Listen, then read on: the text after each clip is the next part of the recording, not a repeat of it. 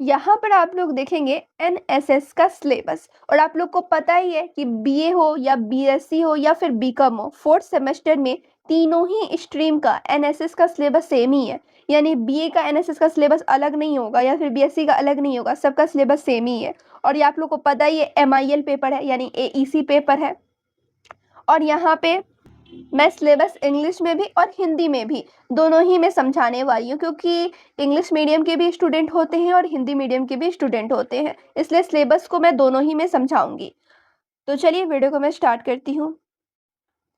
तो यहाँ पर आप लोग देखेंगे एनएसएस, आखिर ये होता क्या है? तो नेशनल सर्विस स्कीम इसकी फुल फॉर्म है। और आप लोग के ऑब्जेक्टिव में भी ये पूछे जा सकते हैं कि एनएसएस का मतलब क्या होता है। तो वहाँ पे आपको लिखना है national service scheme. Total units कितने पढ़ने हैं उसकी बात कर लूँ तो टोटल 3 यूनिट पढ़ने हैं। कितने यूनिट पढ़ने हैं? तो 3 यूनिट पढ़ने हैं। तो सबसे पहला यूनिट में पढ़ना है एनएसएस का परिचय तथा मूलभूत अवधारणा, यानी introduction and basic concept of NSS. इसमें 3 पॉइंट पढ़ने हैं। पहला यूनिट में भी 3 पॉइंट्स दिए गए हैं। एनएसएस का इतिहास, दर्शन शास्त्र, लक्ष्य तथा उद्देश्य पढ़ने हैं, यानी history, philosophy, AIIMS and objectives of NSS पढ़ना है।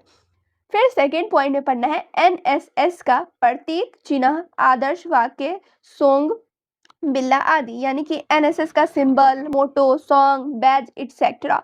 उसके बाद थर्ड पॉइंट में एनएसएस पदाधिकारी की संगठनात्मक संरचना, भूमिका एवं जिम्मेदारी पढ़ना है, यानी कि organisational structure, role and responsibilities of NSS office bearers. ये आपको पढ़ना है यूनिट 1 में।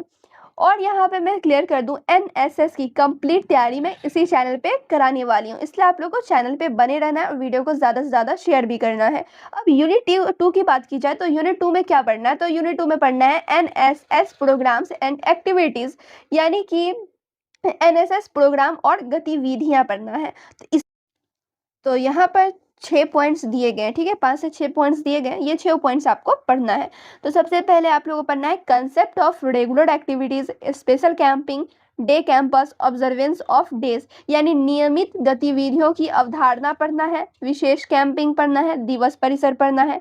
इसके अलावा यहाँ पर आपको पढ़ना है basis of adopting a village और स्लम। उसके अलावा मेथोडोलॉजी ऑफ सर्वे प्रोसीजर, यानी गांव या झुग्गी बस्ती को गोद लेने का आधार, संरक्षण विधि की क्रियाविधि, ये सब आप लोगों ने पढ़ना है।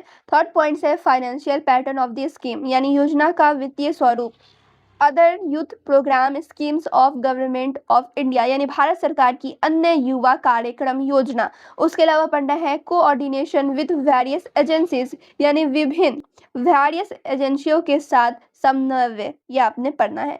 फिर लास्ट पॉइंट है maintenance of dairy work record, ये सब पढ़ना है, यानी डायरी मेंटेनेंस पढ़ना है।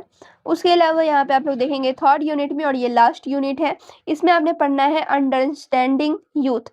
अंडरस्टैंडिंग यूथ ये पढ़ना है, युवाओं को समझना, ये आपने पढ़ना है। इसमें भी 3 पॉइंट्स दिए गए हैं, जैसे डेफिनेशन इसकी, profile of youth, categories of youth, यानी कि परिभाषा, युवाओं की प्रोफाइल, युवाओं की श्रेणियाँ। इसके अलावा issues, challenges and opportunities facing youth, यानी युवाओं के सामने समस्या, चुनौती तथा अवसर पढ़ना। इसके अलावा एक और पॉइंट है youth as agents of social change, यानी कि युवा सामाजिक परिवर्तन के एजेंट के रूप में।